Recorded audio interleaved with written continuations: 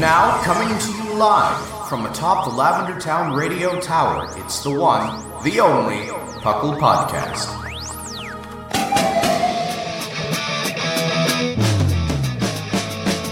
It's PUCL! PUCL! It's PUCL! PUCL! Pokemon Underground Champions League, oh yeah! PUCL! PUCL.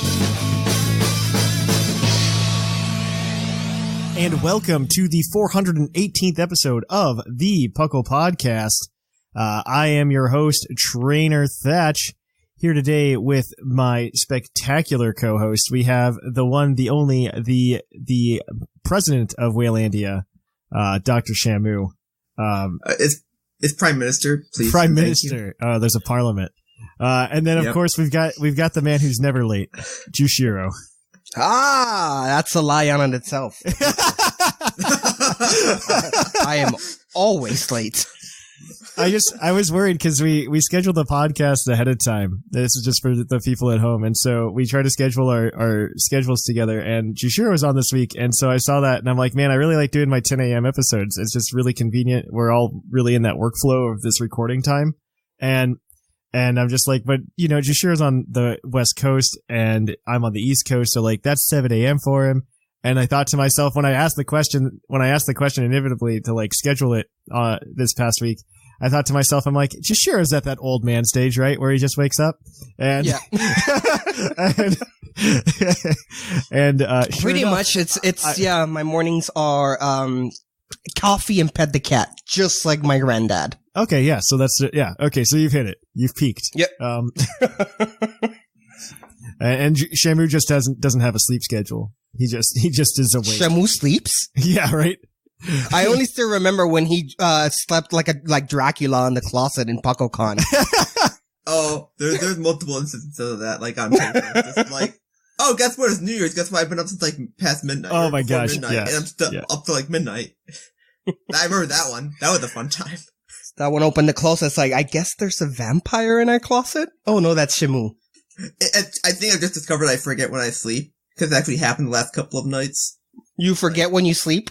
I just wake up in bed, I'm like, what? Yeah. So, welcome to the PUCL Podcast. PUCL, of course, standing for the Pokemon Underground Champions League. We talk everything here from the video game to the TCG, which actually has some really cool stuff happening now. Yes, there is. That new set looks pretty fun. Oh, yes. And then, we also, I mean, we talk a lot of Sword and Shield right now. I mean, we don't talk anything else. We will in the future when the topic starts to run dry, when the font of Sword and Shield run dry, then we'll talk to you about Pokemon Conquest and all of our replaythroughs. That should happen. I feel like that should happen. That sounds like a fun time. We should get 3 of us to play Pokemon Conquest. We can do some streams of it, and it could be a really good time. But on that note, other than not sleeping, on Shamu's part, what have you been up to? Trying to confirm the myth of, the myth. The league challenge giving curveballs. I'm trying to figure out it's not a myth. It's not a myth. You're just very I don't unlucky. believe it until I see it. I think you're just really unlucky. I've gotten, 2 flame orbs, 3 toxic orbs, and some other Wow, stuff. really? I think the flame orbs and toxic orbs are rarer than the curveballs. I don't know if there's actually a drop rate or not. No, there's a certain, like, you can tell with the animation. Really? Like, I didn't know if there's a drop rate. I didn't know if there's a drop rate or not. I think what it comes down to is just like, hey, you have a chance of getting one of these categories, and depending on that category, depends on what, and then there might be another, like, it might be a tier thing. We can talk about it a little bit later. Absolutely, yeah. Or we can talk about it now either way. No, we'll talk about it later. We gotta pad that content, you know? Yeah. We gotta get our YouTube video to 10 minutes and 1 second. And it might be longer than 10 minutes and 1 second. I'm kidding. Maybe like 20 times longer. Not 20. But I mean, if you are watching this on YouTube, thanks. People do watch this on, people do listen to this on YouTube, by the way. Thank you whippersnappers. Thanks. I have no idea how the YouTube works, but you guys click on this, and I appreciate it. All 100 of you that are clicking on it on YouTube, welcome to the party. Leave a like and subscribe and click the little notification bell. Wow, we've gone full circle now. What about you, Jushiro? How's everything been going with you? I assume you're taking your sweet time through Sword and Shield. Well, not because I want to. Yes. Life has been hard. It's called life.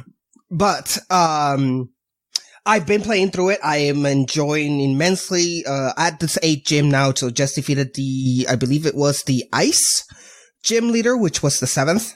I might be. In Shield it is. In Shield. In Shield, yeah. That's not 7th. Yeah, that's 6th. Yeah. Oh, then, whoever was 7th already forgot him. So that was how memorable that gym leader was. Piers, that's all right. The rocker. It was single-handedly probably the most disappointing part of that game. Yeah, that's, I just did that and I totally forgot about it, so imagine that. Yeah, the challenge was disappointing. Like, I like Piers. I like how, they were kind of going for with the area. They, expand on him really nicely, actually, in the postgame, too. They do. Which is really cool. I mean, they did a really good job. This was a nice, middle ground between, a Gen 5, gym leader thing and a Gen 6 gym leader thing. Good. In terms of personality development. I feel like we got a lot more personality development for gym leaders in Gen 5 than we do in Gen 8. Yeah, but no, for sure. I think, I think we got a good Ramos. amount. Yeah, Rama. Well, I'm thinking Gen 5 where you have, Skyla and, who's famous for other reasons. No, yeah, I mean, Ramos as the antithesis of that. Yeah, exactly. Yeah, right. That's who is this? I mean, I think we have a combination of those two, in a sense, because you'll notice that your Ice gym leader, Melanie, she doesn't really have personality outside of that gym. Right. Same with Alistair to an extent. They kind of help a little bit with the league card. And, but that's about it. Challenges. It's not much because they have different dialogue. Yeah. Melanie opens up with the re-challenges. It's she tries to break the ice. That's the thing she does. Because that's how, she's a mother. Yeah. We've actually found out, I think, a day or two ago, because they updated the Pokemon site. Yeah. We knew, Melanie and Gordy had a relationship. I imagine they're married. The league card. I would imagine they're married. Incorrect. No? Really? Though, in a way. Gordy is Melanie's son. Gordy is Melanie's son. Melanie has 4 children, I believe. That was something in her league card. Wow. Okay. Interesting. Yeah, the league cards help explain something. Alice. Oh yeah, I really like that because he's a student genius, or he's a child prodigy. That's why he's a gym leader. Well, this really reminds me of one of my favorite things in Fire Red and Leaf Green, which was the fame checker that you actually got in Leaf Green and Fire Red, which was, I mean, that's not I don't want to say that Sword and Shield are doing anything groundbreaking in terms of a Pokemon game, but they have brought a lot of things back. I think Sword and Shield more than anything was about quality of life. Yes, I would say that is probably the one thing that they got right. That and it's let's just make this game as easy as possible for everyone to just get in and fight competitively or not. Doesn't matter. The fact is that it's there and it's easy and you barely need anything else that the game doesn't already include, and I appreciate that. No, you're absolutely right. I think even so I'm very aware of the hacking and modding scene. And I mean the amount of work it takes to hack and mod, I mean, is almost the same amount of work as it would take to actually make something legitimately in game now.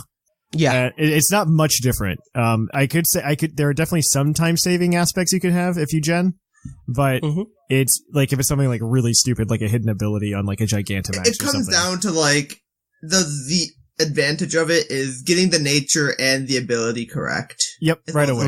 Yep. Essentially, it's just, that's about it though. Even then, nature doesn't really matter because you could grind Battle Tree. Yeah, you can still do that if you get a shiny. You can, there's ways around it.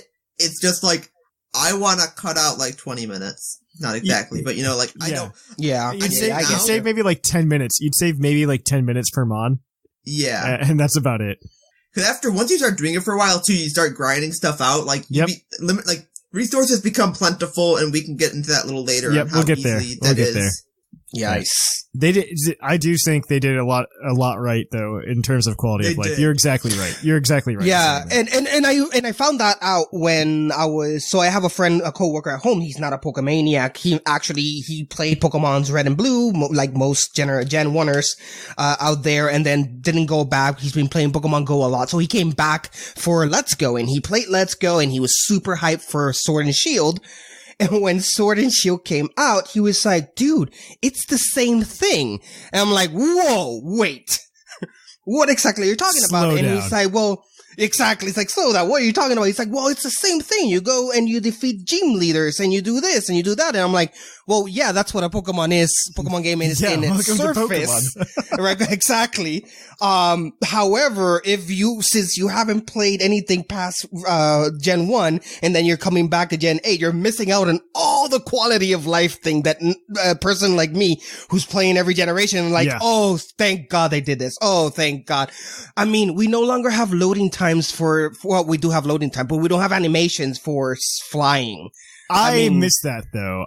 You miss that? Oh, I love it. I love it having to open the town map. I'm clicking on a place. Oh no, I like just being able to click it, but instead of a load screen, I'd much rather just like have the little animation of like the nondescript bird coming and picking me up and dropping me off. You know? That's fair.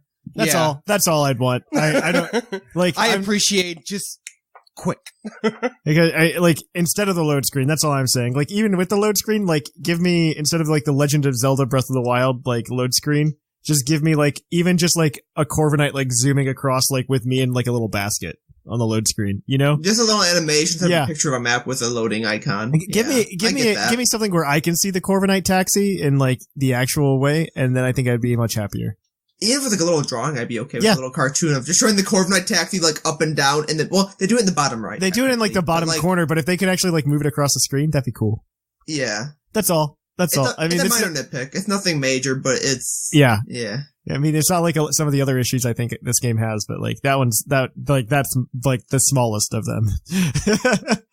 But on that note, we will kick it on over real quick to the news. So let's cue that epic music.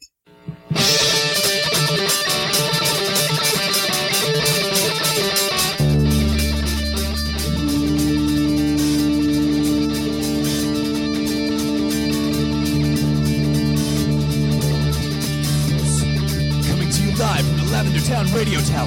This just in. And welcome to the news. In the news, we have actually a few things, and surprisingly, this is the 1 week that we don't have anything Pokemon Go-wise to talk about, minus a quick reminder that Community Weekend is next weekend. And just like every year, they're going to bring back the greatest hits of the past year, and actually they're going to bring in a lot of the Pokemon from the year before as well for Pokemon Community Day. So definitely check that out. Yeah, it's like I think 22 different like rarer Pokemon. Maybe I'll boot it up for like a couple hours at work. See if I find anything. Depending on which day it is, some are more likely to pop up than others. But yeah, I'll just boot up and see what I find. Find anything I do, I don't, whatever. But yeah, just heads up if you want to play Pokemon Go and you've missed out on Community Days. I'll probably boot it up next week too, just for funsies. And then Pokemon Go, it's the only game I've consistently been playing thanks to my coworkers. Literally. Every time we go on break, they want a Pokemon Go, and I'm like, it's so awkward that you guys like Pokemon Go. It's a social thing, I think, more than anything at this point. I play Pokemon Go as a Pokemon fan, and I think that's like my limit of it, and I can go hang out with some of my friends who are like really into it at the same time. Hi, Ryan. And like that's pretty much the gist of it. But other things that are going on. One, Snorlax, or Gigantamax Snorlax, I should say, is now in raids in Sword and Shield. You can go get a Gigantamax Snorlax and then try to catch it 5 times, and then maybe on the 6th you'll get lucky and catch it, like Thatch. Or you can catch it like 4 times in 4 raids. I'm not going to talk to you. And so Gigantamax Snorlax is there. He gets a exclusive Z move, or not Z move, G-Max move, because they're different, I swear. Called G Replenish. So you can go grab that while you can. He's only there until January 5th, which is really scary for me because I'm really scared that they're going to have like event exclusive raids like this all the time.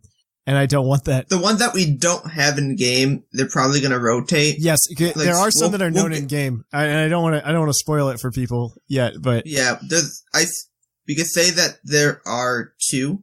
Is there another one after this? Is there another one after this? We don't know what's after this, but we know there are 2 G-Maxes that we do not have available in the game. Yeah, that's what I thought. Those are probably the ones we're going to get. And then we'll probably get another like 2-parter raid up after that because I think that's the same time that they started. We're still going on. We're still going on with Dreadnought and Corviknight anyway. Oh, well, that's good. I think that all ends on January 5th or 6th or something. That's around then, but those are still going on. Butterfree, Corviknight, and Dreadnought are still going on. I'm saying once they all end, we'll probably get another pair with one common between all games. Yeah, Probably. I do like that. I'm actually a really big fan of that, though. And they're probably just going to rotate it for a while until they decide to kill the servers sometime in the future. I don't think they'll kill the servers. So Nintendo... I don't think so, but I'm just saying, like, 10 years in the future. You know, I'm saying, like, very far. I'm not thinking, like, 2 years from now. You know, I'm thinking... Nintendo's been very good about their servers ever since they took control of them, which is essentially after the DS and the Wii era. Like, the Wii U and the 3DS are on Nintendo-owned servers, and the Wii and the DS weren't. And so, I mean, I expect the 3DS servers to be up almost forever. And Nintendo is one of those few companies that don't care as much. They're not that firm in the, is it worth the money? If it's something that will make their fans happy, of course, they're not willing to lose millions. But if they have to spend an extra little thousands of dollars in keeping a server up just to keep fans happy, they'll spend it. I'm not worried about it too much. I also think it's a really good way to like immortalize something like the 3DS library. Right. Because then you can just download it while you're still there. And they're probably still making a good chunk of money on the eShop. I don't even care who you are. I think they're probably making a good chunk of money to keep the servers on just by people buying games on the eShop on the 3DS. Oh yeah. No, the amount of the level of gains a company has regarding deals, downloaded games instead of cartridges is immense. That's why they try to push digital as much as they can, and why it's still the same price, $60 physical or not, doesn't matter. But when you buy digitally, they have more of that profit. So Yep. I honestly think they're selling plenty on the eShop still, so I'm not too worried. Also, the 3DS is just a killer console, so good for them.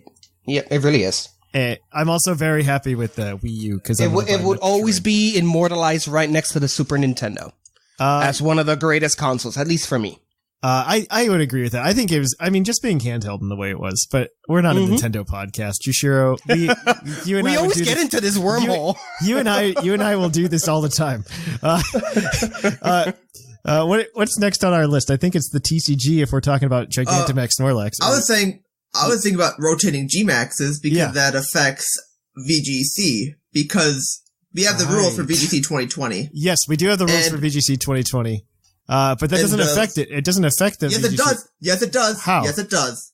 So, whatever rate-ups we get, those get added to our Gigantamax availability. Because currently, you can use Butterfree, Corviknight, Dreadnought, Centiskorch, Meowth, Pikachu, Eevee, Snorlax, Sandaconda, and Charizard, but it's only with Blaze. You can't use solar-powered Gmax Charizard, because it's not been made available via rate-up.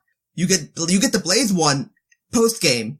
Confirmed. Yeah. It's not solar power. So they allow you to get that one because you can get it easily enough in game. So all the rare ones aren't allowed. All the rare ones aren't allowed. Correct. So I can't go get a Gmax, I can get Gmax Dreadnought because it's there, but like, trying to think of another one. Gmax Hatterene. Yeah. I can't go get one because it's not rated up and it's not easily available, even though I can go. That's really cool though. That's a really cool way to change up the meta throughout the year. Yeah, it's how they keep it fresh. So once January 5th or whatever day it was comes around, we'll get that new rate up, assumedly, and whatever that gets, that'll get added to VGC. That's really cool. I like that though. I like it in terms of an idea. I don't know if I like it in terms of practice, mostly because if you pay attention to a lot of the Gmaxes, most of them aren't that great. Like, if I were going to do Dreadnought, I'd much rather have regular Dreadnought than Gigantamax Dreadnought. Interesting. There's arguments to be made for either way. Like, personally, I agree with you because I'd rather be able to reset Rain. In VGC, I'd rather set Rain than set Stealth Rocks. Generally, yes, but there's also the fact of, I was talking with some people in Discord. I think like if you're playing singles, it's a little bit more questionable. But with like, no, it wasn't. But it was about VGC. Really? Also, like, Stealth Rock is not worth it because you're losing momentum to set up rocks. But if you're doing an attack while setting up rocks, I'd still rather have Rain. It still can be, but you also have a Pokemon to set Rain.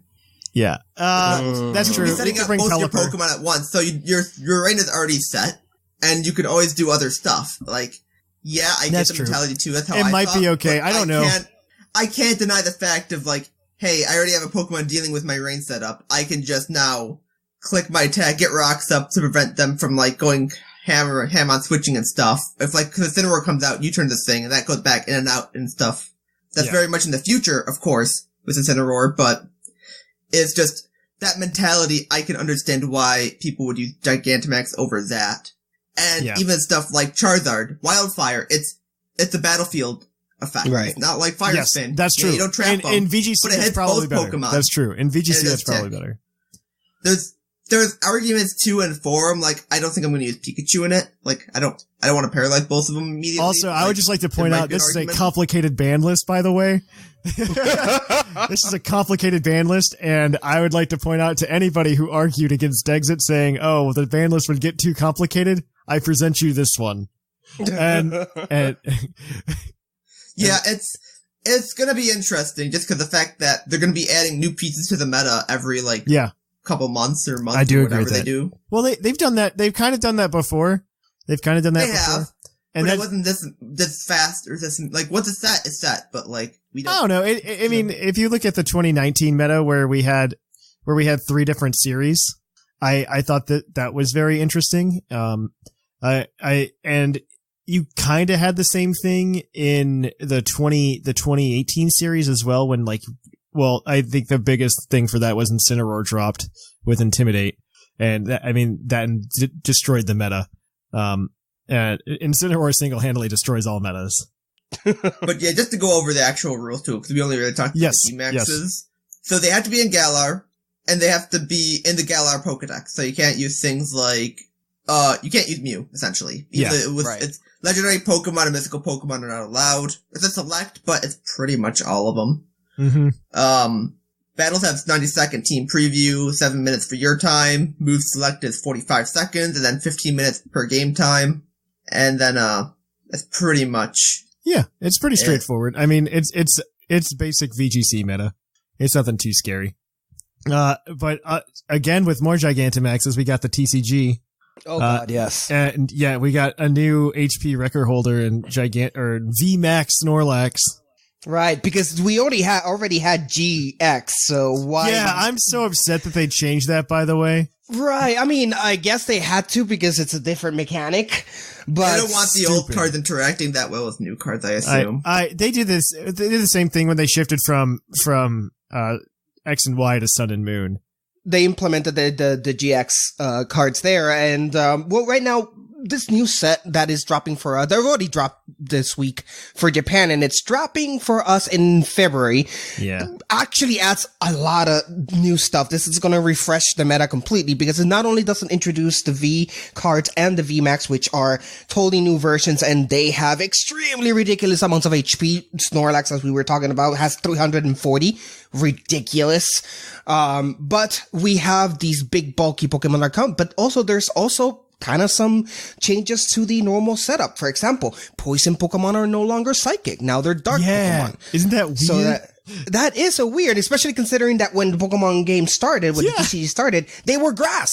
And from grass, they will move to psychic. And now from psychic, now they're dark. So poison have some identity crisis throughout the years in the TCG. But I feel that dark is a nice home for them. I think it's nice as well. And it kind of gives dark a bit more sway. I think, because psychic is probably okay being a psychic type, and I think in terms of, I think dark type was one of the weaker types, minus Darkrai forever, but yeah, I think. Well, also there's a lot of Pokemon that don't go into certain types. Water gets a lot of types anyways. Fire gets an amount. Grass gets a lot. There are certain types that you get a much bigger fill of because of what types are included in it. And with Dark, you really only had Dark and a few Ghosts. Dark type Toxicroak, here I come. And they also modified some of the weaknesses as well. Now, Water and Ice both share Lightning. So Lightning, now you see Lapras, who historically almost always has been weak to Grass. Now she's weak to Lightning, for example. Well, that makes sense. That makes sense, though. I'm okay with that. They also switch, now Psychic is no longer, this is big actually, this is really big. Psychic is no longer weak against Psychic, which is something that has been like that since forever. It's weak to Dark. Now they're all weak against Dark. Yes. Yay. Now they're all weak against Dark, and Dark Pokemon are weak against Grass because of Bug. I'm into it. Yep. Yeah, I'm very excited that they're this is a fun meta change. I'm into it. It's a fun meta change that they did. There are other quality of life things that they added as well. The VMAX mechanic is actually really interesting because it's just an evolution. There's no Megas. Special rules. It's like Megas, but not bad.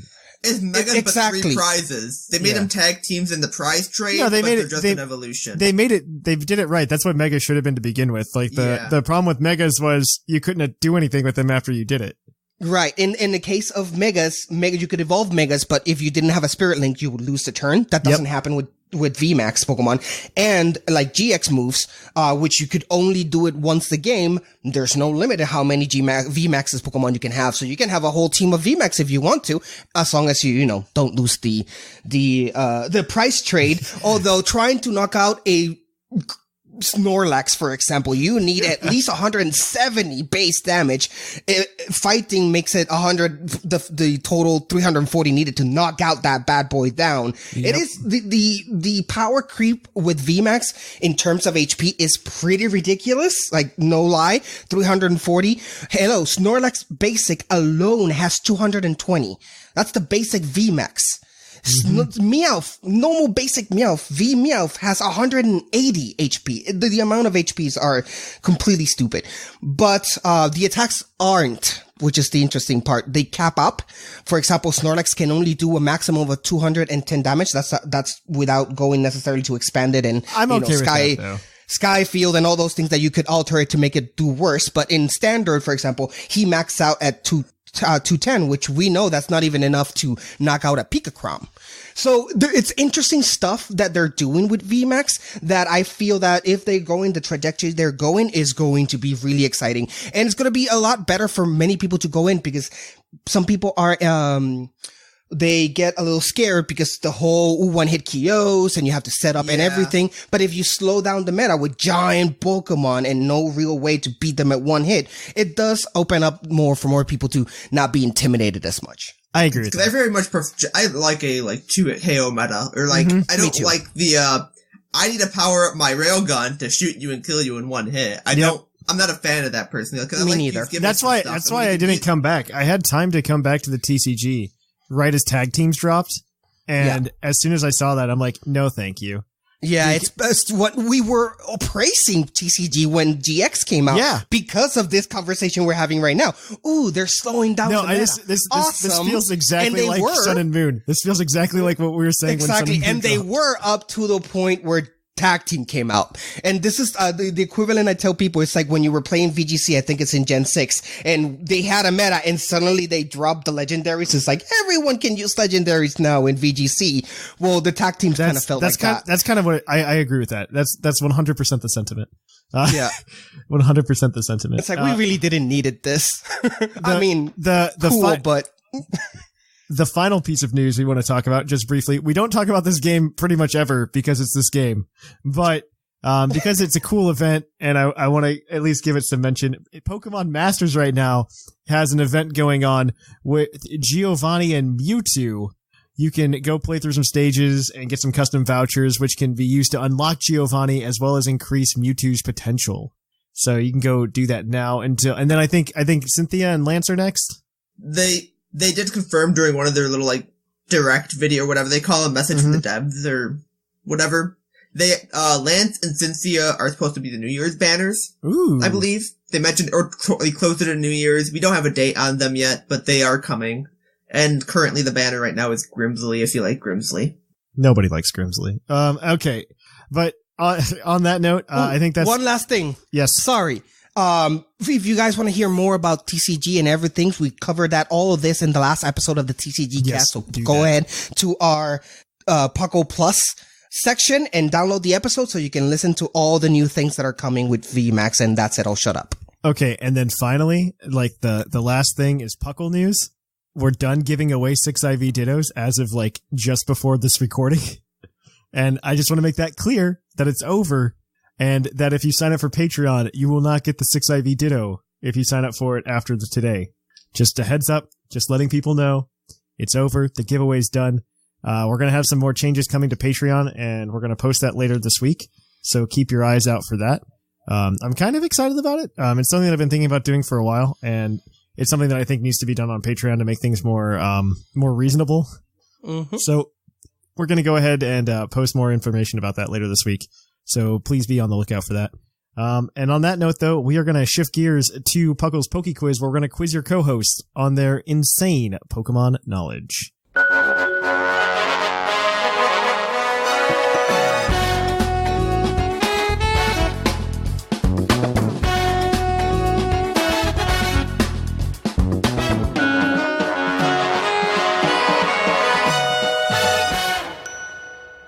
And welcome to Puckle's Poke Quiz, the part of the show where we're going to quiz your co-host on their insane Pokemon knowledge. This means Shamu and Jushiro are going to be operating together as a team, operating like smooth operator, like Michael Jackson. And they're gonna be working together. No, please, not like Michael Jackson. They're gonna be Michael Jackson with all the bad stuff. Maybe like Jackson 5 Michael Jackson, little Mikey. And so we're gonna be answering 5 Pokemon themed trivia questions, all from our Discord, which hopefully you guys can answer. If you guys answer each question, you get 1 point apiece. There is a question that has a bonus point attached to it, so you can get a possible total of 6 points that way. You also have a lifeline, which is a hint. And if you use that hint, or if you don't use that hint and get all the questions correct, you can cash it in for an extra point for a possible total of 7. You guys are in a race with your fellow co-host, to hit, 30 points, whoever gets there first, which is actually pretty much still anybody's game. Because, yeah, okay. And this is I only say this because I have meta knowledge. Because right now, I believe the 2 frontrunners are both Sublime and Sigma. I think they're both like a couple points away. But Sublime's at like 28, so essentially have to be and Sigma, right? But like Sigma's also got like 27 or something. Oh, yeah, 27, okay. Or something like that. And so Sigma's also another show away. But the problem is neither of them are booked on an episode until January. So take that for what you will. Throw on the same episode together and then put them against each other. So on that note, we will go ahead and get you guys to answer these questions. See see if you guys can move yourselves up the ladder as well. Because I mean, there's a lot of people that are like just like 2 episodes away, like 2 shows away. So without further ado, let's kick it off. Well, first of all, this segment is brought to you by AnimeGravy.com, your one-stop shop for anything anime and nerd related. They have all these cool designs. I don't know if you've seen their new designs, but they got some new stuff. I have not. I'm a big fan of them, though. And they've got like a bunch of nerdy stuff now, like general nerdy stuff. And I think all their and just to show that their nerdy stuff is for everyone. When we in PuckleCon, they gifted me, bless their hearts, some pins. They were confiscated by my fiance. So that's how good they are. There's generally nerd. They're great though. I love those guys. So now we're going to kick it off. We're going to go into our trivia questions. Our first trivia question is, I got a choice of 2 of them. So I'm going to pick one, just randomly. We're going to say it's from P. McGee. So from P. McGee, he wants to know alphabetically, what is the first ability? Alphabetically. He warned me that the first question that he had wasn't very good. Both of them were not great. Oh, wow. Abilities with A. Okay, because I can think of AE. Okay. Which is Aerialate. Okay. And I'm trying to think of anything above that, like, that comes before that, like... Yeah, that's A and E, so that's pretty down there. That's good. Is there an AC? I feel like there's an AC. Is there an AC? AC, There's nothing with Attract. Well, that's AT. Yeah. No, with Action. I like that this is turning into like a budget Sesame Street like episode. The word of the day is A. C is for Cute Charm. Okay. So, dang. I think your guess is the best. I can't think of anything that... If the timer runs out, we'll go with that, which is probably about to. Well, it's about to run out, yeah. Isn't one called Abstract? Trying to... I feel like there's one before it, and I can't. You do have the hint. You do have the hint as well. I don't need it necessarily for just an alphabet. Yeah, in the first question. I'd like to say it for something I have no idea. I have no answer for. Yeah, that's the best one. Mm-hmm. I guess we'll just go with Aerialate, I guess.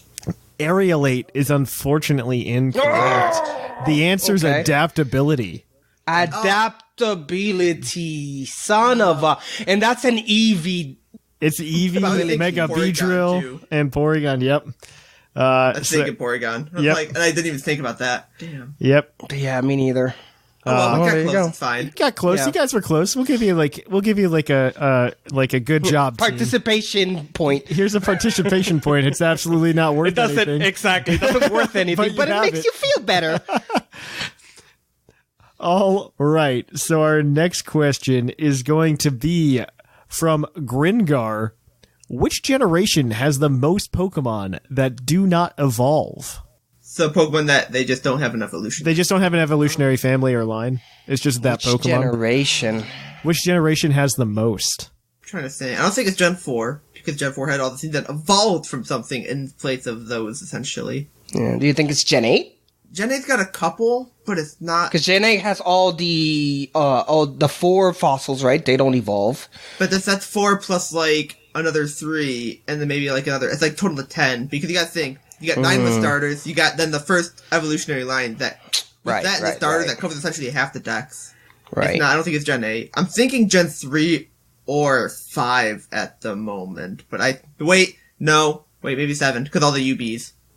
Oh, the UBs, right?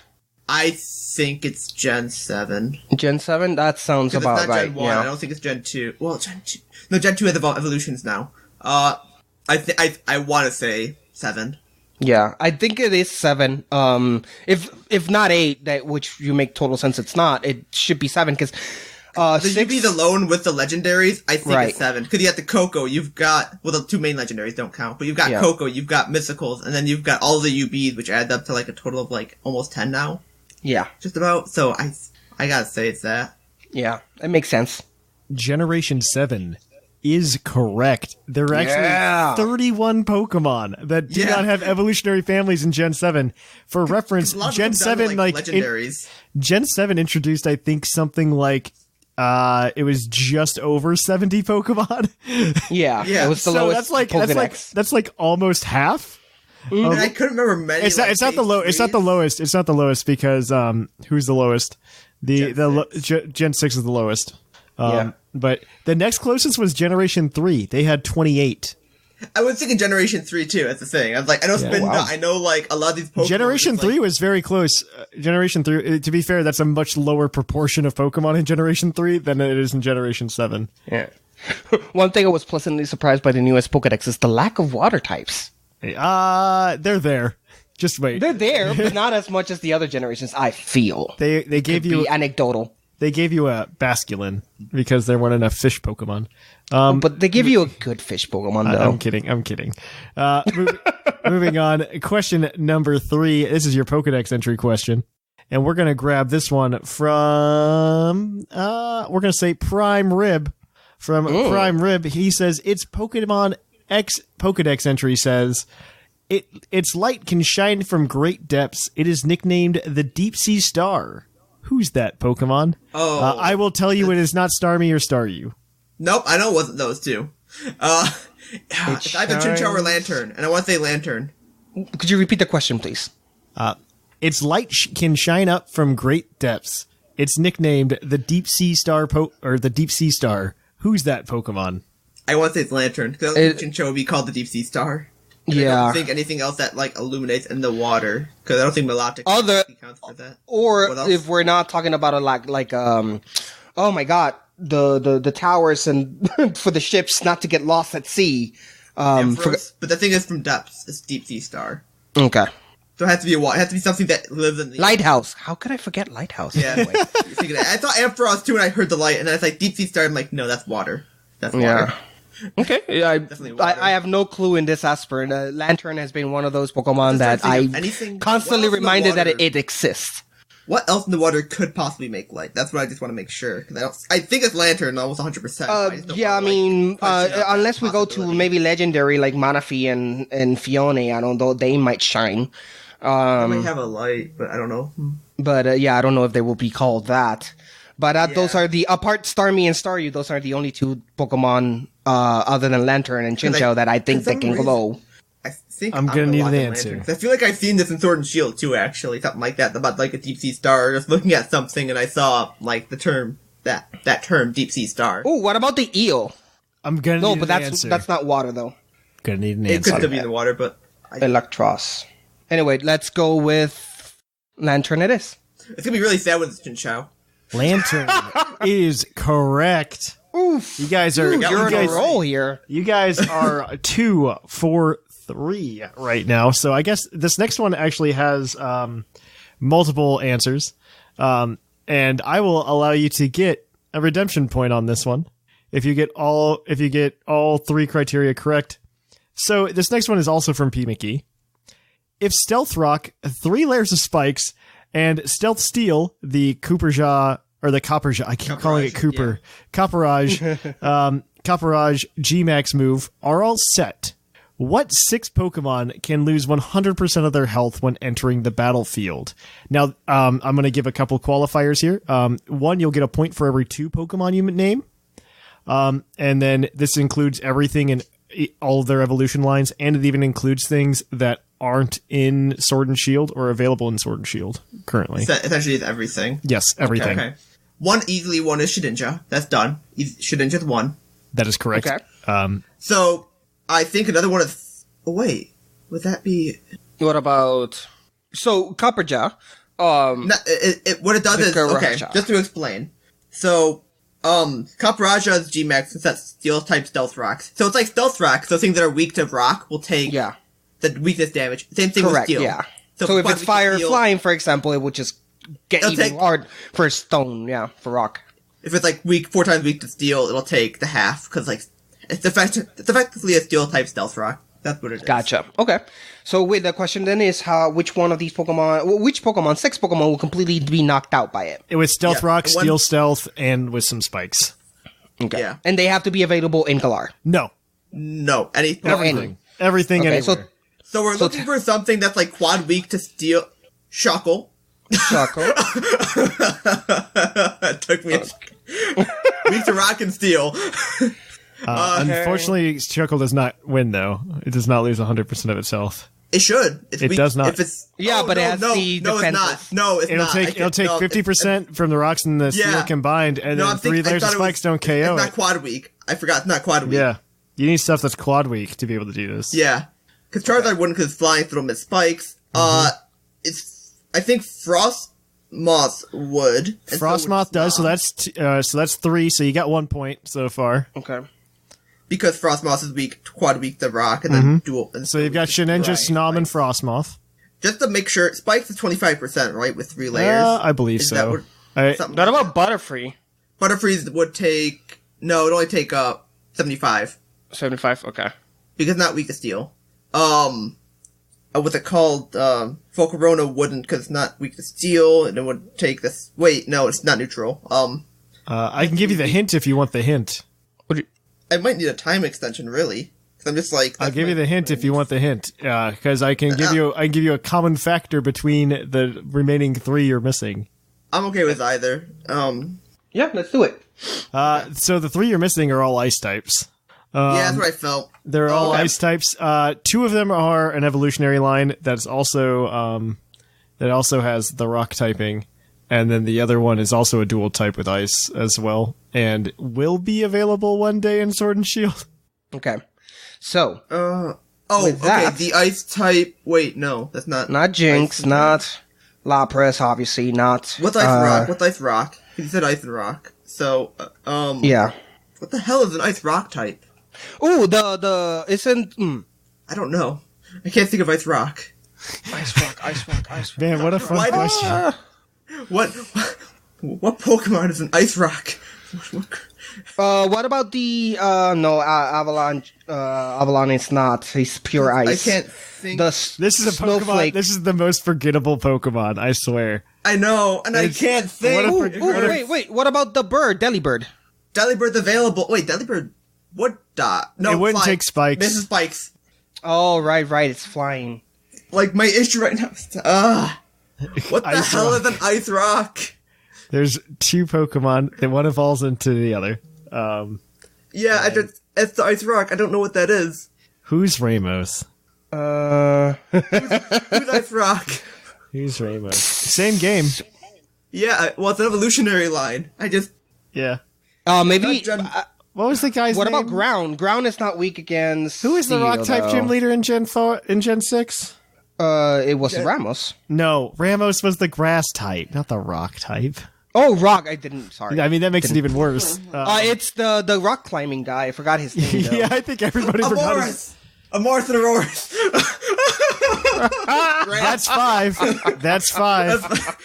So now we gotta think of the thing that's coming in. We got like 25 Pokemon. It's not the 3 Alolan starters. It's not the Kanto starters. It's not Curem takes only 2 times from each. It's in not the forms. Yeah, you got to think about some forms. We were having this conversation earlier today, Shamu. Kind of. When we were talking about Mr. Mime. Oh, okay. Alolan Ninetales. That is correct. That is all 6 of them. That gets you guys 5 for 4 again. So you guys can go for 6 here in this last question. Our last question, as always, is a base stat question. This one is going to be from Liger. Liger wants to know, what Ice-type Pokemon has the lowest base attack stat? Oh. And I'll even tell you that this like attack stat is 25. Physical attack. Snom. Which one? I feel like this is Snom. Snom? I just feel like this is Snom. Is Snom your final answer?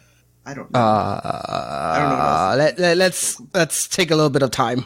Yeah. I will accept Snom as an answer if you want to accept Snom as an answer. I'm going to lock it in. You're making us doubt, Thatch. I make you do a lot of things. I would say Cryogonal, but I think Cryogonal should probably have lower than that, actually. Would it? I don't know what Cryogonal has, but it's not strong. I have no idea. 25 is still possible for it, but... Because Snom has, no stats, actually. It's got nothing as far as I'm aware. I think it's got a bit of, a bit of special attack because Frostmoth, but... Yeah. Then we'll go with that. I'm more or less thinking of the mentality, I think someone wanted to make Snom an answer. It could be, actually, now that you say that. What can I do with this? Yeah. I think okay with Snom 5 might points, be it. even if this is wrong. Right. You know what? I'm with you. Snom is correct. Ooh. Yep. That gives you guys 6 points today. You're probably right. Somebody probably wanted to make Snom an answer. So we're gonna tell you how this heated up and how everything's moving forward, because it did shift up the leaderboard today with your 6 points. In first place, we have Sublime with 28 points. In second place, we have Sigma with 24 points. In third place, we have Seth Vilo with 20 points. In fourth place, we have Basket with 17. In fifth place, we have Shamu with 14. In sixth place, we have Linian and Whimsicott tied with 13. In eighth place, we have Jushiro, that's you, with 11. And then in ninth, we have Scrawn with 9.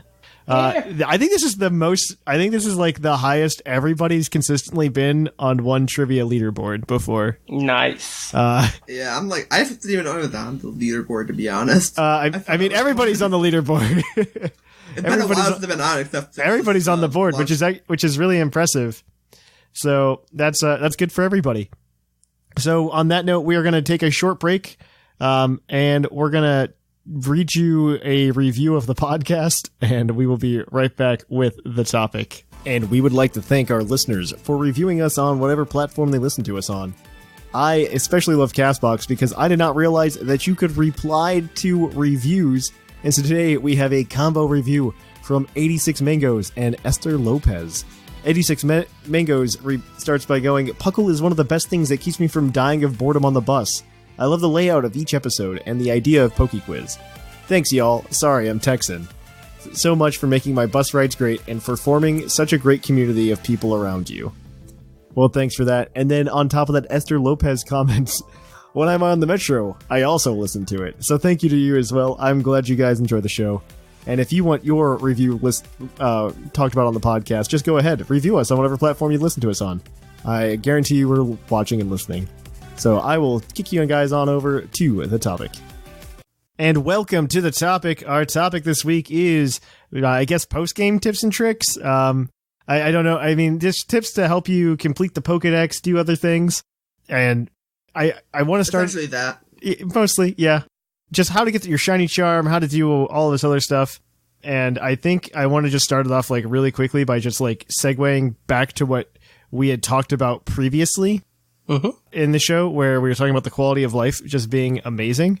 Yeah. And I have to say that's absolutely true when it comes to completing the Pokedex. I mean, they got half of it. Sorry. Yeah. I mean, to be fair, completing the Pokedex, even in Gen 7, was pretty much the same thing. Even though those other Pokemon were still available. Just throwing that out there, anybody who's trying to say anything different. But what they did that was really nice. And because I've completed every Dex since Gen 4. I've gone on my way to make sure I complete every Dex.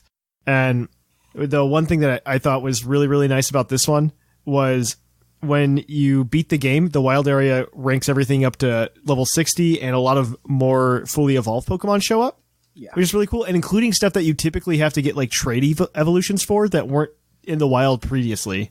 Yeah. So like Conkeldurr, Dusknoir, I think you can get Rhyperior.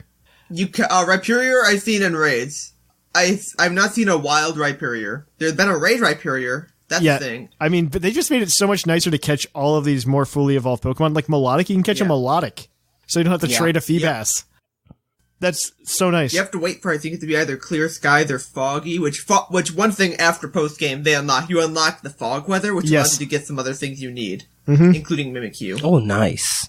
So completing the Pokedex is probably, I think, the most enjoyable Pokedex completion that I've had to deal with, because I don't have to sit there and like trade like 50 times to complete the Pokedex, which is probably was my biggest pet peeve to this.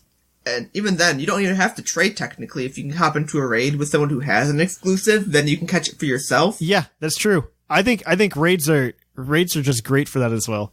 They do help a lot. How so?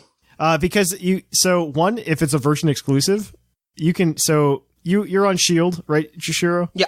Yes, so sir. you're on Shield, Shamu's on Sword. Let's say you and Shamu are hanging out in general voice chat on our Discord server. Shameless plug. Come and hang out at our Discord server. It's in the show notes. It's always in the show notes. And if anybody asks me where the link is to the Discord ever again, it is in the show notes. Wait, and so, where do they ask you that? If they're not in Discord? I'll give you some answers. Oh, by email. Gotcha. I'll give you some other answers one day, and you'll understand my life. So it's in the show notes. It's always in the show notes. Always has been in the show notes. And so you can go and you can find it there. But let's say you and Shamu are hanging out in general chat, and Shamu goes, "Hey, I've got a Stonejourner raid right now. Stonejourner is not catchable in Pokemon Shield." Oh, okay. And so he goes, "I'm going to open it up, and guess what, Jushiro? You can join in that raid." And then you have a chance to catch Stonejourner in your game because you're in Shamu's raid. Gotcha. Oh, yeah. That's awesome. Essentially, like, hosts can get the stuff. Like, also the exclusive G-Maxes. Like, Sword has Raid Up, Sandaconda, and Dreadnought. I can host that and get people to join in if they want to catch it themselves. Exactly. Pretty much any other G-Maxes too, because they're rare, but, you know. Yeah. Which I was going to ask, actually, regarding G-Maxes.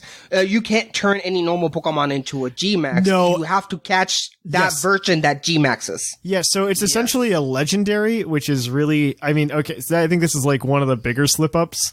Okay. In Sword and Shield's design is the G-Max and how it's handled, because I have been asked several times by several different people from several different circles of friends. Not just Puckle people, but like real life people as well. And they're just like, yeah, so I want to get the items so that I can get the G-Max version of this Pokemon for myself. And you go, oh, that sucks because that doesn't exist. They're like, wait, I can't use the Pokemon I went through the game with and make it a Gigantamax? And it's like, no, you can't. And I think that's probably how I thought it worked. Yeah, and I think that's the most like wall to like everything is just getting the G-Max variants, because if it's not rated up, it's hard to get. There's ways. It's just they're essentially just legendaries.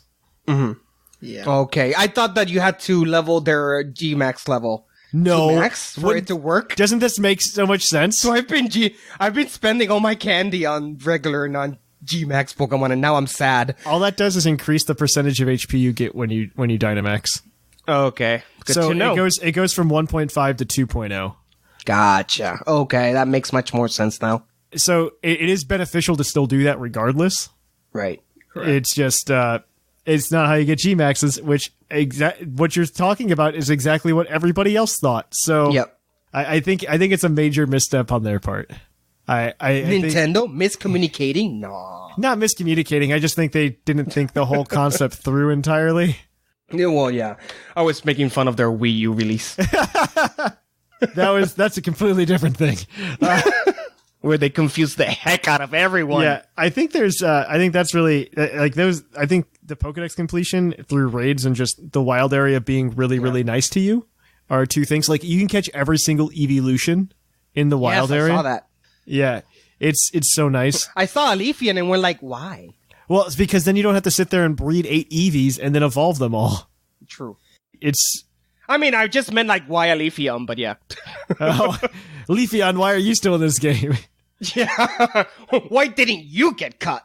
To go on that note with evolutionary items, all the stars in the wild area respawn.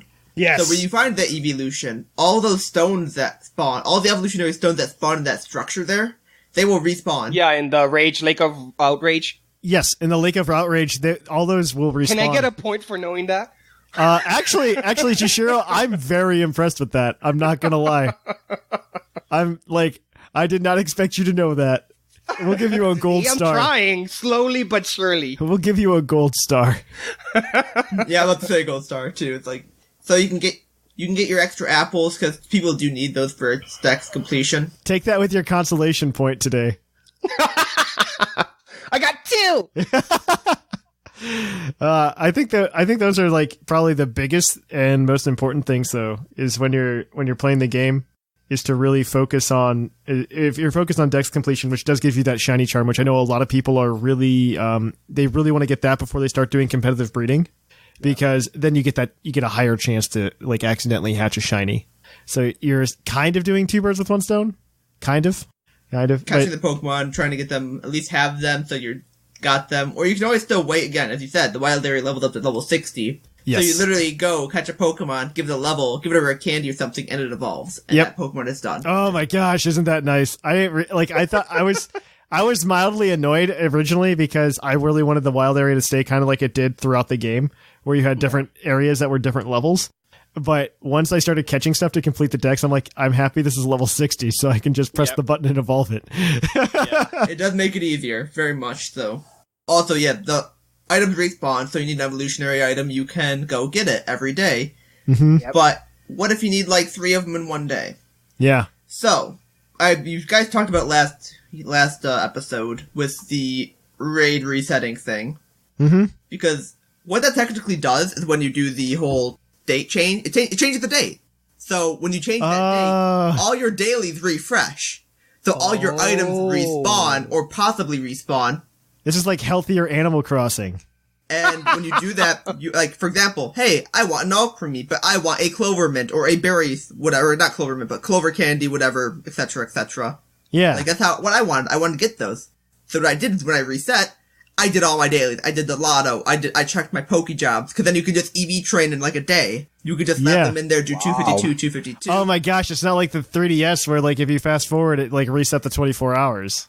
Correct. It doesn't reset that all. Oh. So you get to go get your items, you're that, you're this. Like, you do the battle things, Poke Jobs, lotto.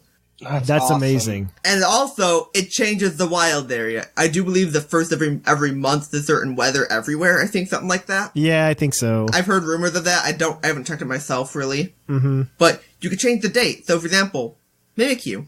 It only spawns either in a certain raid or fog at like 3% in Giant's Mirror. Dang. Yeah. So what you do is just change your date until it's foggy there. You just keep doing that thing until it's foggy there. Once it is, go get that Mimikyu. And then continue on for your next thing. Like, Dramp with another one over in Lake of Outrage for Shield, or Turtonator 2, vice versa. Yeah. Turtonator requires sunlight over in Lake of Outrage or Raid, again. A lot of the exclusives could be found in raids. So, in Raids. Oh, sorry. No, I was just gonna quick interact as the in-house ignorant. How is there a way to know ahead of time when whether is there an NPC you can talk to that will tell you, tomorrow is going to be sunny? No, but I think there's like a guide you can look at online. Okay. They've got the weather probably listed out at this point. It's been long enough. So but the weathers are not random then? No. So like, for example, like we were all playing maybe a week or so ago and Whimsicott was in there with us and she's 6 hours ahead of us. And so I remember we were playing, it was about 7 p.m. and she goes, oh, my clock flipped on my Switch. And she's like, oh, by the way, guys, tomorrow when you play, it's going to be thunderstorming at the Lake of Outrage so you can catch your Rotom. Oh. And so when we got, like at midnight, it flips over. Yeah, Lake of Rage has a thunderstorm. We can go catch our Rotom. So it's the same for everybody. So the weather will last the whole day? Yes. Yeah. Oh, that's the part I was missing. Gotcha. Okay, Yes. so weather patterns last for 24 hours. That makes sense. Okay. Mm-hmm. Yeah. And those do lock a lot of Pokemon behind doors, except for raids. Again, raids. Yes. Raids will get you anything, but then you have to get that raid to pop up, or you either do the exploit, I guess, in that raid then to get it, etc. Okay. Because that's how you get, that's for deck completion. Like, there are in-game trades for some things, like some exclusives, and you do have to do a couple trades to get the normal Meowth, the normal Mr. Mime, and the, Well, you don't have to do it for Mr. Mime. I just think that one's the oddest. Because... Oh, yeah, you don't. You don't have to, but you can. And I thought that one was probably the strangest thing. Mostly because, I mean, I understand why you need to trade for... You do need to trade for Meowth, for Cantonian and Meowth. Meowth and Cofagrigus. Or the Yamask. You have to trade for Yamask because you need to get Persian and Cofagrigus to be able to complete your Pokedex. And both of them have different evolutions in Sword and Shield for their Galarian forms. And so you have to do that. And then it's really weird because they let you trade for a Mr. Mime. Like a Cantonian Mr. Mime. Which I found very weird because it's not like you need that for anything.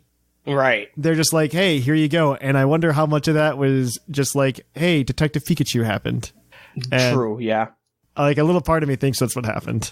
Because I think it's really cute. That little part might be right.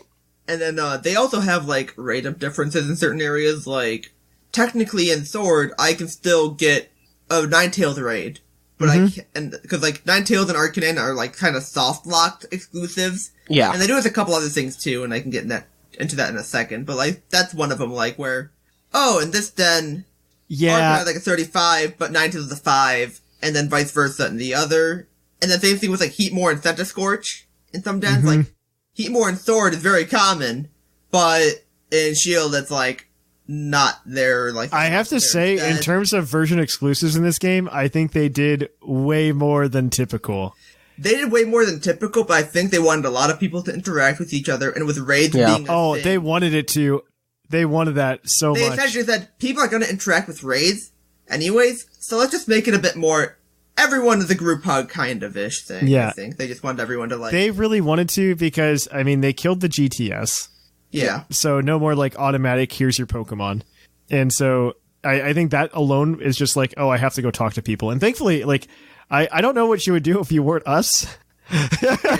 Because like I don't understand the perspective of somebody who's not us, because for me I go, oh, I don't have to worry about having to find people to play Pokemon with. I have PUCL. Yeah. And so like I want to know, like, from the outside looking in, what happened there. Well, that's exactly why I think their plan is for then those that don't go out in the internet and look and then for find people. and find PUCL. Find PUCL specifically. Yeah. TPCI said find PUCL, they'll help you out. It is forcing you to be in a community, and I think that's fine, especially since. Oh yeah. I mean, again, no, not everyone does have internet, but most people that would afford a Switch would have a internet as well. So it is easier to get online, and even if you don't have a community like us, I mean, the game, when you're going through the field, you see other players, and you might not specifically get what you want immediately, because obviously it's depending on who's on and what people are trading. But there is ways of getting around it. But the easiest way is just come to PUCL. That's it. Yes. I do want to say, before you get too far into this too, because with this exploit helps you a lot of ways. It is an exploit still, but what it does when you change your time, you do catch that Pokemon on that day. Or if you catch a Pokemon to hatch it on that day, etc., etc. Mm-hmm. If you want, you can always just, I got the raid I wanted via the time skip, whatever. I can now just change my day back, catch it, and it's caught on that normal day. Oh. And then you can wash, rinse, repeat, essentially, from that point on. So if you can finish. Because just like some people are afraid that it's going to affect stuff, as of right now, there is nothing affecting with the day. It doesn't say you can't use Pokemon on Ranked. I've tested that. Like, I've used Pokemon from like 2020, 2021 in Ranked, and nothing happened. So, as of right now, you brave boy. I said I don't care. Like, what's the worst that can happen? Like, I can't. Well, they can banhammer your Switch. They won't do that. They won't do that. It wouldn't do the Switch. It would just be something in the game or something. Yeah. But then nothing happened. There's a couple other things I want to talk about before we wrap up. Just like a couple minor things. Oh, there's another thing I need to talk about. I think I know which one you're talking about, but maybe it's part of that kind of. I think that's what I want to talk about. I mean, we could talk about your Pokeball experience. It ties in with that. Okay, well, go ahead. Go talk about it. Tell us about your Pokeball experience and your frustration. So one of the other things you might need in the game, money. You might need money.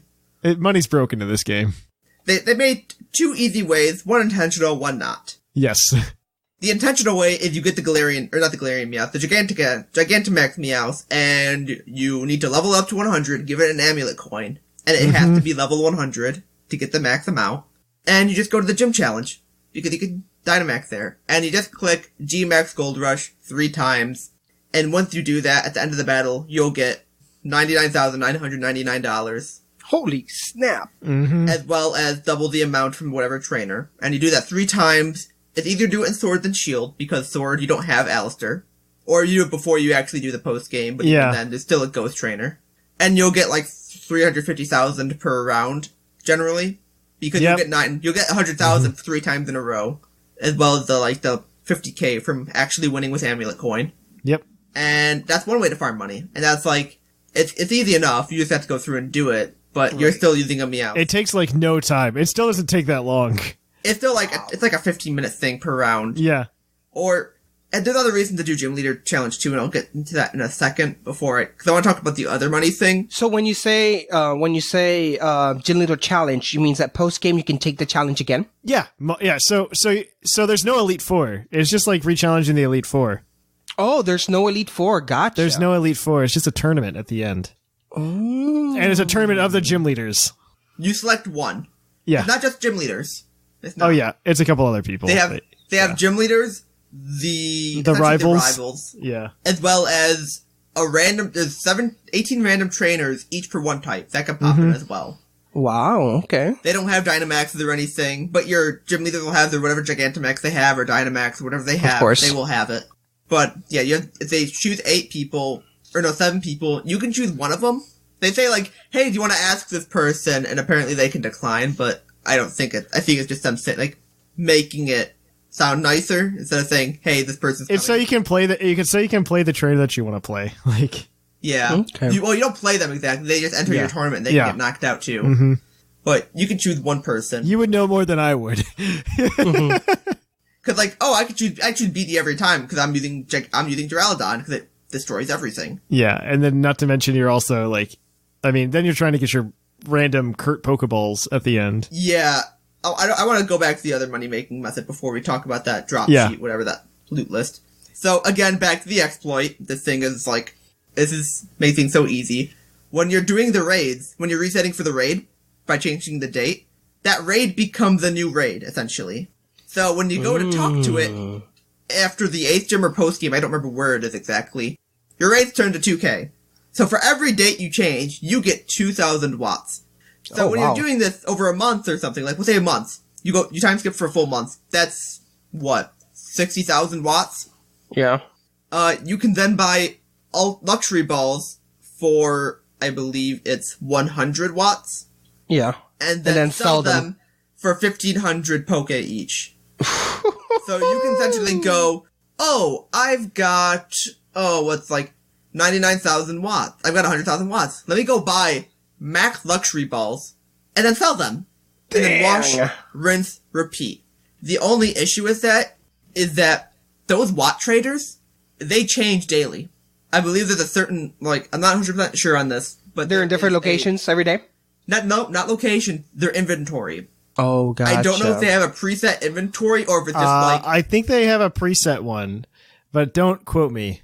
I don't know if it's a certain, hey, you have 14 different options these watt traders can have, and then each one gets a certain one, or it's because they all have wishing pieces, they all have a Pokeball of some kind. And then the TRs, I don't know if all those TR selections swap around as different pre-selects essentially, or if it's just hey, here's a list of 20 TRs they can have, you're gonna get 4 of those on each one. You don't know which one they're gonna get one. I don't know exactly how it works, but they change. Their inventories change. So the biggest issue with it is finding the person with a luxury ball. Gotcha. Yeah. And that's the really only issue, but essentially it's killing 2 birds with 1 stone. You're resetting for the Pokemon, and you're also getting watts, which you can then trade for money, for TRs, for wishing pieces if you want to go that way. If you want to get quick balls or something, you can do that too. Like, you can't get Kurt balls, unfortunately. They should have had that. They should have had that. They should have had that. They should have. Because back to the gym challenge, when you beat it, the first time a day you beat the gym challenge, you get a wishing piece. That's flat. It's locked. Yeah. The first time, you will always get a wishing piece for that day. But after that, it goes through a pool of other options you can get. And also, notably, you can get like a life orb, but it's also the only place where you can get the burn orb and the toxic orb, or the flame orb and the toxic orb. Yeah. You can't get them anywhere else. For a little bit, they didn't think they were in the game. Yeah. You have to do the gym challenge to get them. And I believe they're in the rare drop table along with life orb.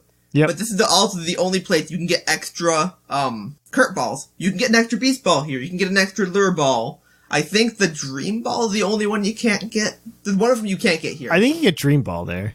There's one. I can look at it again if you give me a minute and I'll check the table. No, it's fine. Don't worry about it. I want to know now too. What's gonna happen? Yeah, it's something to do in the post game though. If you're really worried, it loops. You can do it for money. When you're doing it for money, you'll get items and stuff. Yeah. The worst option is 100 Pokeballs. Yeah. The other thing you can't get a dream ball. You can't get dream ball. Okay. The other thing that I wanted to mention just briefly, because you were talking about getting it competitive. Yes. The game has built-in rental teams at the end. Oh. That you can use in the battle tower. Nice. Some of them are good, some of them aren't. But Rain's pretty good, actually. Rain's actually not bad. I always suggest a Rain because Barraskewda and Pelipper just destroy stuff. Barraskewda, Pelipper, yes. Barraskewda itself is just like, I kill you. I'm glad that Pelipper could find a friend after Mega Swampert got axed. It's the only thing is Mega Swampert had bulk, which again, which you fine. don't have. I still think Barraskewda's fine. It's still a good option. Yeah, right. I mean, you just bring Barraskewda and Pelipper and like Dracofish, and you're fine. That's not a rental team though, unfortunately. Like, that's not a rental team. It can be a rental team. We can make one. People have them probably already. Yep. So on that note, though, I think that's just something to like mention. Just like, hey, you can go do those. Battle Tower is also stupid easy anyway now because you can bring legends. Oh, okay. It's like, I can bring my sword dog. Oh, I can grind VP super easy. Okay, cool. Yeah. And every, like, rank up, you get stuff, you get a mint, etc., etc. And you can also get battle points if you're ranked online. So, if you want a ladder, you get stuff for it. That's actually nice. That is nice. It is very nice addition. It's like, I just want to battle people online. Sure, you can do that, and here's some points with it.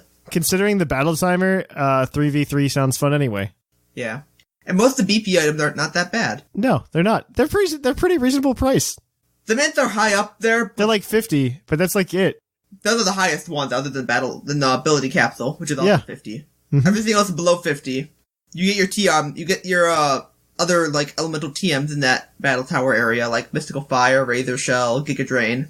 Right. Cause there's some stuff you want to buy post game, like TMs. They made TMs kind of expensive. Yeah. Like you can get the punches and stuff like that in Winden. But they're still like 50k a pop, I think, and then one of them's more, I think. Yeah. Drain Punch might be more. I don't remember for sure. It's been a minute. But no, I agree. They made most things acquirable. Yeah, no, that's really the nice thing. There's no like limited resources. It's just difficult to replenish resources. Like the Kurt balls. Yeah. Like the Kurt balls. I just clicked. Oh. And I think on that note, that's a really good place to stop. So we are gonna kick it on over after this short break, where Seth tells you one more time how much he loves ramen. I cannot stress that enough. Go eat some ramen. But we are going to be right back with the Pokemon of the episode. We will catch you on the flip-flop. Hey guys, Seth Philo cutting in to tell you about something awesome that I've been absolutely loving. Vite Ramen. If you guys know me, you know I have a borderline noodle addiction, and part of that love has always been a guilty pleasure for ramen. Well, Vite Ramen is ramen, but get this, it's actually good for you. You heard me right. The guys at Vite Ramen have spent years making ramen that's nutritionally complete, and I absolutely adore it. Each bowl has 30 grams of protein, which is more than your average protein shake, 7 grams of fiber, all 27 key vitamins and minerals that you need, and most importantly, tons of awesome flavor. Oh yeah, and did I mention it still only takes 4 minutes to prepare? It's basically still instant ramen.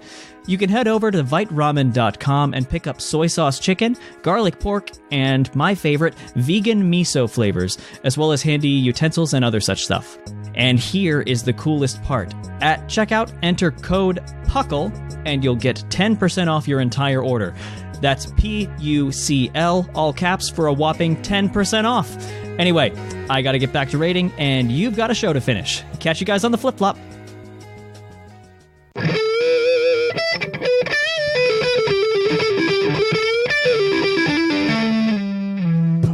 Episode. And welcome to the Pokemon of the episode. The Pokemon of the episode this week is National Dex number 873. Frostmoth, the Frostmouth Pokemon. I hate this game. The Frostmouse? Oh, I got a mouse? No, moth. It's Frostmoth, the Frostmoth Pokemon. I hate this game. Oh, that must be really unfortunate. If it's attracted to lamb still, it just killed itself. Like, that's really sad. That's Jushiro, read the thing.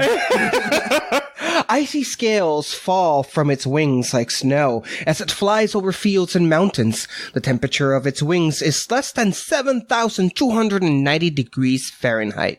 Okay, so first of all, I want to say I appreciate what you're doing, Pokemon. And you're just like, yeah, wouldn't it be cool if we had an ice-type Volcarona? And then you decided, right? And then you decided to make it garbage. Yeah, right?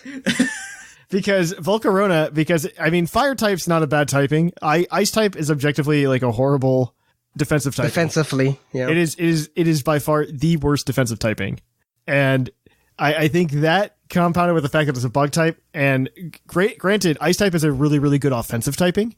And with a base 125 special attack, you'd be like, yeah, this is solid. And it's got good special attack. It's got passable HP for what kind of. It's not really good. If it wasn't bug ice, I would agree. And it's got 90 special defense, and that's okay. But ice bug, no. Yep. It hurts. You take we already answered earlier. Guess what? It dies to max hazards. The only good thing is it does get the hidden ability of ice scales. Yeah. Ice scales. Yeah. Which does have the damage taken from special moves, which is really nice combined with that base 90 special defense. It doubles your defense. It doubles your special defense? Is that what it does? That's what it says here on Showdown. Okay, I believe that. I mean, that's still pretty good. I'm into that. Not saying you should. You can give it an AV and get max special defense, but you're not really taking. The problem is if you get sneezed on by a flare blitz, you're still screwed. If you had a fur coat and maybe something. Oh, that'd be really cool. It'd be really cool if it had fur coat. You have dual defense ups. Yeah, maybe. It could have been a hairy moth. Yeah. Yeah, I mean, it kind of is a hairy moth.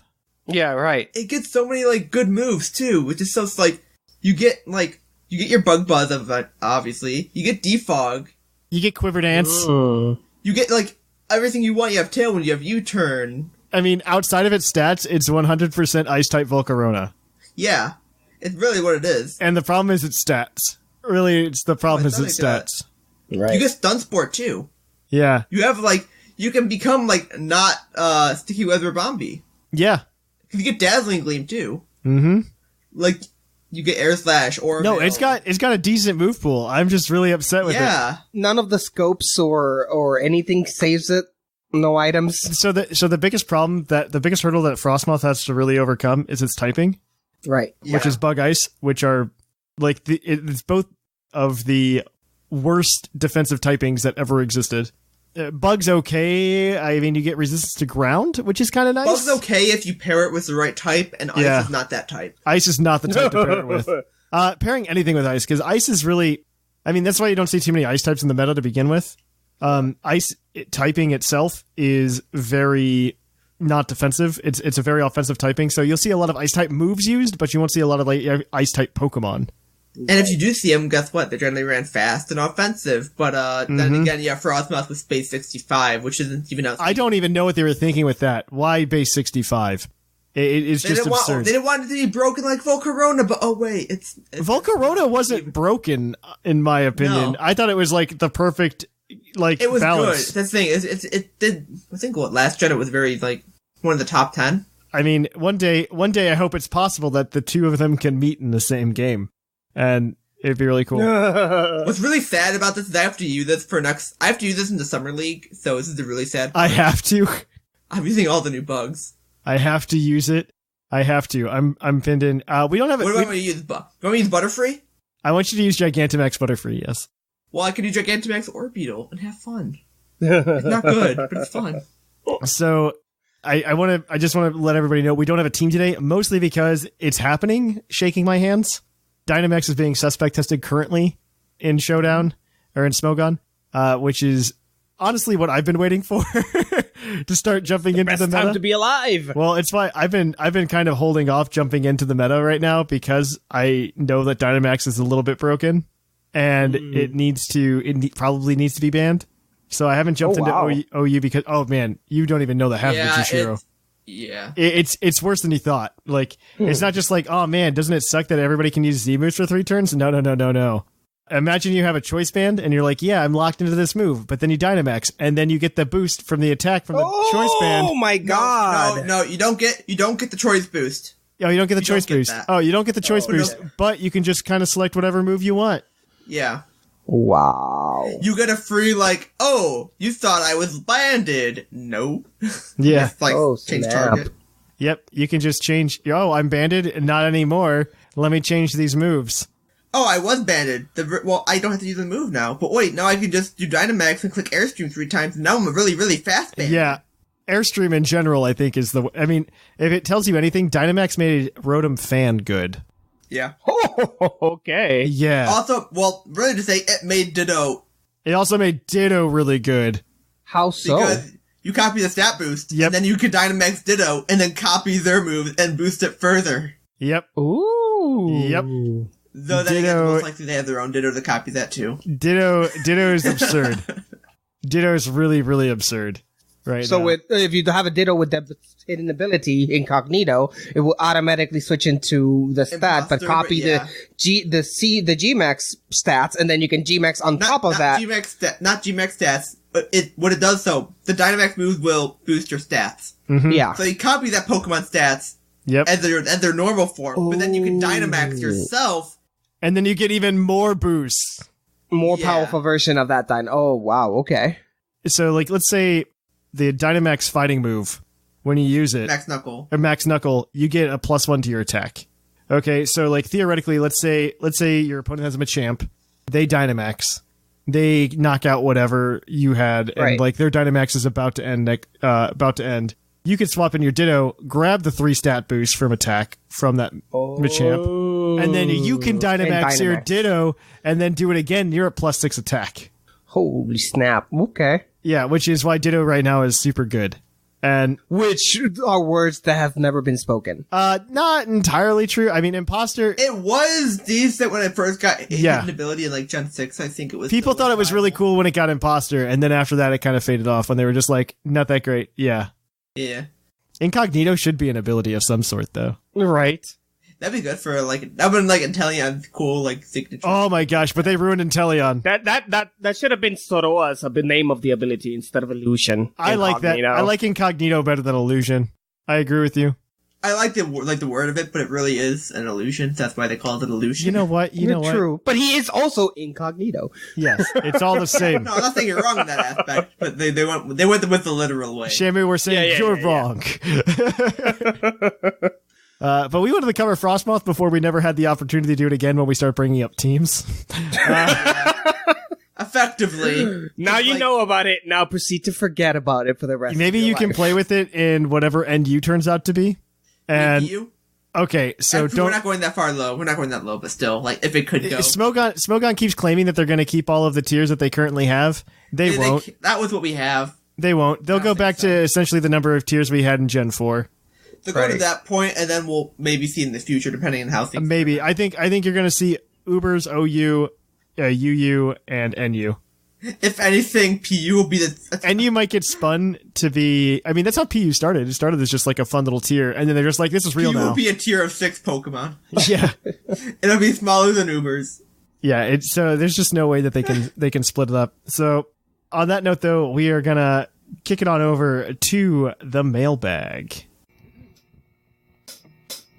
It's mail time! time for the mailbag. Send in your emails.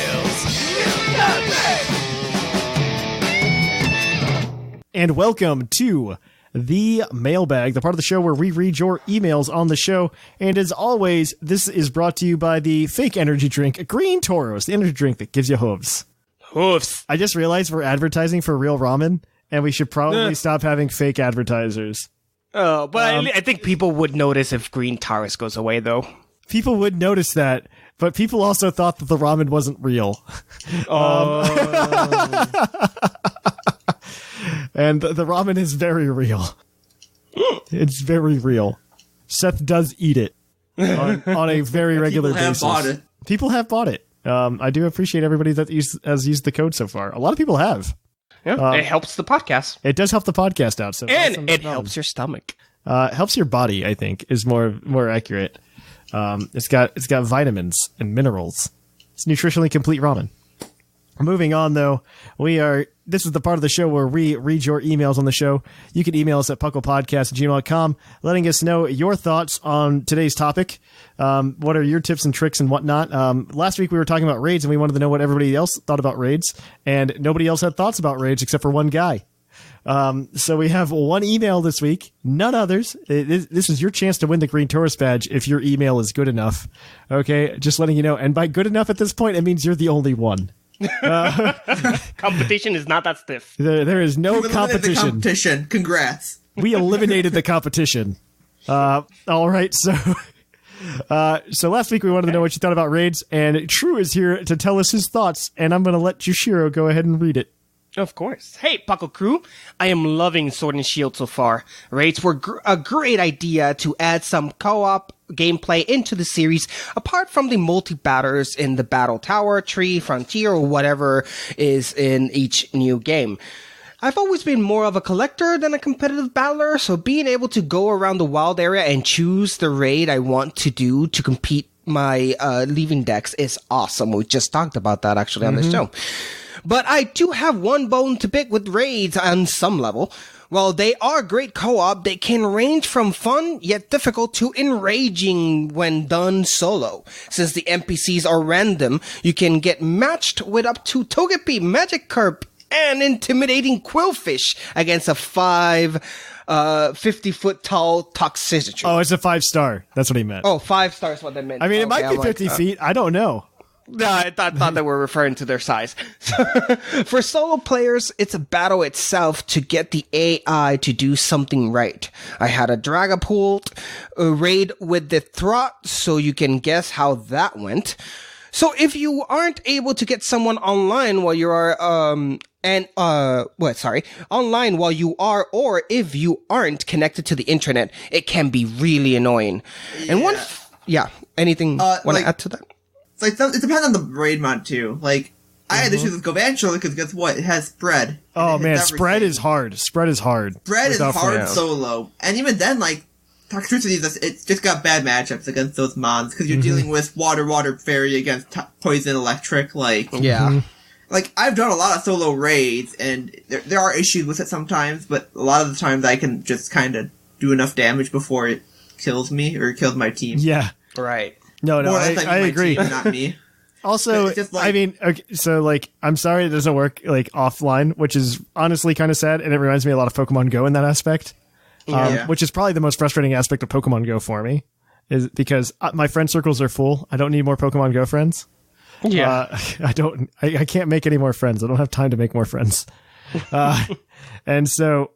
That's probably the most frustrating aspect of it for me is like, I can't do this 5-star raid. And I can understand the gripe here. Granted, I think it's far easier to find people to help you with 5-star raids because of this. Yeah. Yeah. Also, join PUCL. Yeah, just join PUCL. You just come to PUCL, and I honestly don't have to worry because I'll just come on and play at night, and I could be like, oh, hey, I've got this raid. And somebody will be like, well, I already caught it, but you know what? I'll do it anyway. For the funsies. Candy. And the loot. For the candy. This is the first game that actually has some type of resemblance to loot. It is loot. The loot's really nice. The candy's really nice and everything. It's just a resource that's always required. I guess another thing to mention too is they do give us a Game Shark essentially in one of the legends, as well as you have Get No Ally. So you see something like that, and you just give it the ground memory, and you just click multi-attack. I want to get 18 Silvally. Yeah, so I would love that ready, as well. So I'm ready to go. Yeah, well, you just have 18 pre-made Silvally, and you're just like, oh, this is a water type. Let me bring the grass type one. Yep. Okay, and click multi-attack. And one final note, I am a little worried about raid battles in the future. After the initial rush of hype for the game dies down, probably after December this year, the online community will shrink. So if you start your Galar adventure mid-next year, you might get stuck soloing all of your raids. Well, wouldn't happen if you joined PUCL. Well, I mean, that's a very valid point, though. It is, though. I mean, because not everybody's going to join PUCL and or have something like we have, because I think we're special snowflakes in this instance, for the lack of a better terminology. I think we're special snowflakes in that, hey, we built this community because we wanted to be able to do things like this, and not everybody else is so ingrained in the Pokemon culture like we are. Well, I would like to think instead of special spokes, we're just privileged. Privileged. That's probably the word. Yes. Yep.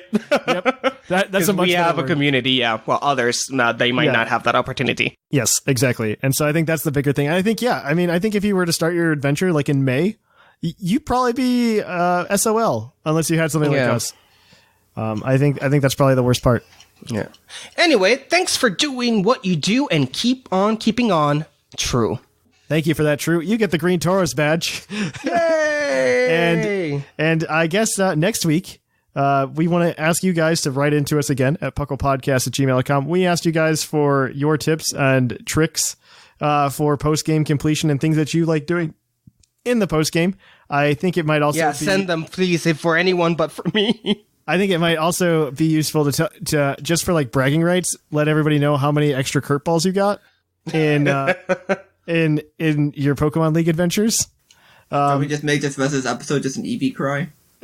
No. You're not going to be on next week, so it'll be okay. I'll just collect the results and let you know. And so, let us know what they are, and we'll see how it goes. But I think that's pretty much it. So if you want to keep up with the show throughout the week, the best place to go is Twitter, honestly. At PUCL Podcast, it's the best place to find us. You can also find us on Facebook. You can also find us on Instagram. We do use both of those platforms as well. You can also keep up with us on our Discord server, which is always in the show notes down below. And if you want more Puckley goodness and you want to hear Jushiro and me not talk about Nintendo as a whole and how its company strategies are working and not working, you can go listen to PUCL Plus, where thankfully Jushiro and I don't interact as much. Yeah. Or until that eventual Nintendo podcast until that Nintendo podcast happens. That should never happen. So we've talked about this for 4 years. Right. We also have Game Corner and Battlecast, and I'm hoping to bring back PUCL Live at least by the new year, so that we can be doing some more stuff over there. So please do that. If you want to help support the show financially, you could do so in a lot of different ways. One is you can go over to TeePublic and purchase some merchandise. We always appreciate that. We also would like if you would go over to our Twitch channel, twitch.tv/ThePuclPodcast, where you can watch myself, Jushiro, Seth, Linian, Orange. I think there's a lot of us now. Shamu. Yeah. We can stream. We'll have a lot of fun playing Pokemon with you guys. It's just a blast. And especially for the patrons, there's gonna be some new stuff coming in terms of that very soon. You can go ahead and sub to us there, help us out monetarily. You can go check us out on YouTube and subscribe if you want some video content, or if you're one of those hip young kids and you listen to podcasts on YouTube, we're there as well.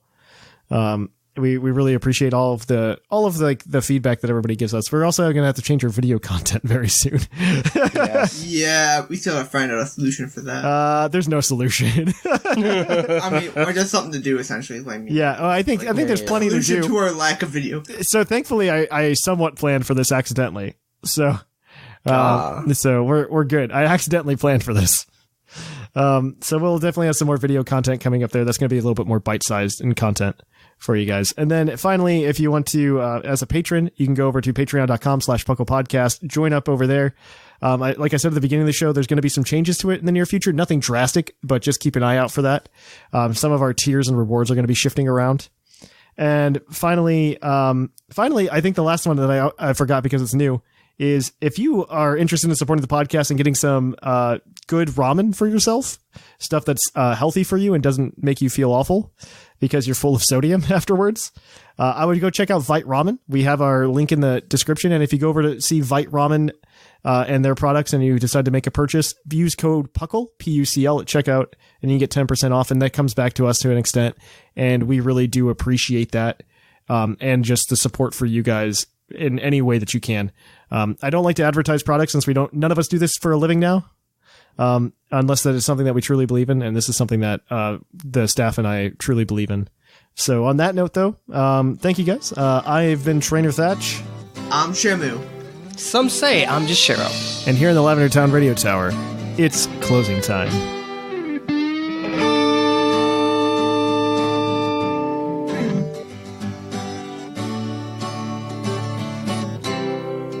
It's closing time in Lavender Town. Time to say our goodbyes. It's closing time. Farewell, my friends. I'll catch you on the flip side.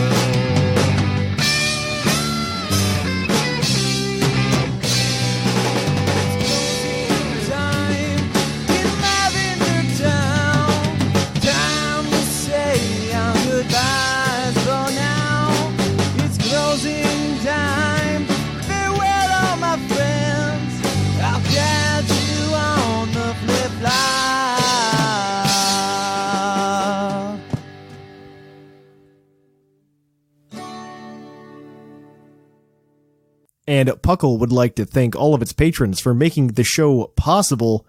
Without you guys, we wouldn't be able to improve the show, improve our equipment, and do really cool community events. On that note, I would like to let you all know, prior to reading all of your names on the list, that we're going to have a Patreon shakeup. I'm probably going to record a video and put it on patreon.com in the coming days, hopefully sometime later this week, where we'll discuss the changes that are going to happen to Patreon. Mostly because a lot of things have come to light in the way that our workflow works. And I just want to have a powwow, get to just let you guys know everything. So pay attention. Hopefully we see something like that. We're also working on the Ditto giveaway. There's going to be 2 dates this week on Wednesday and on Saturday, December 4th and December 7th, respectively. December 4th and December 7th. So look out for those dates on patreon.com if you have not already. So on that note, let's get reading all of these names because there's so many of you now. Thank you to Liger, Viger, duly noted, Rob, JT, Big Jonk, the fluffiest whimsicat, Sean, Michael, Paul, Dexio, Christian, Miguel, Apollo, Corey, Rotted, Titan Killer, Lane, Piccolo, Ryan, John, Wade, Marcus, Kinkovic, and Harmonia, Alolan Durgs, Tank, Sheldon, Claude9, CR Perkins, David, Swamp Rattata, Matthew, Sherilyn, John, Jonathan, Merlander, Caleb, Joshua, Zane, P. McGee, Robert, The Golden Klefki, DGZ, The British Gent, Brian DeWolf, Dylan, Trevor, TJ, Keegan, Peach, Doc Knox, Dennis, Farmer, Echo, Edub, Jonathan, Disco Calypso, Kelvin, Taylor, Mike, Colt, Legionary, Maxi, Shambles, Justin, Crocodiles and Crocs. That's amazing. Michael, Tim, Equals, Andrew, Old Man Tup, Jesse, David, Super Chadman,